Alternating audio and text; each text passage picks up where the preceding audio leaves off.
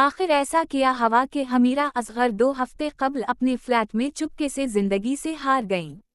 ये एक खबर नहीं है बल्कि ये एक सोचने का मकाम है। मरहूमा के हवाले से खबरों से ये दर्ज झील मालूमात मिलती हैं। 1. अदाकारा ने काफ़ी अरसा से फ्लैट का किराया अदा नहीं किया था। 2. इस सिलसिले में अदालत में मुकदमा ज़ेर समाअत था। अंदाज़ा किया जा सकता है कि मुकदमे का फैसला मरहूमा के खिलाफ हुआ क्योंकि हमीरा ने मुकदमा की पैरवी नहीं की। 3. एक रिपोर्ट के मुताबिक मरहूमा सितंबर 2024 से सोशल मीडिया से दूर हो चुकी थीं। 4. वो फिनांशियल क्राइसिस का शिकार थीं। 5. चूंकि वो अकेली रहती थीं, इसलिए मालूम यही होता है कि घर वालों से ताल्लुकात अच्छे नहीं थे।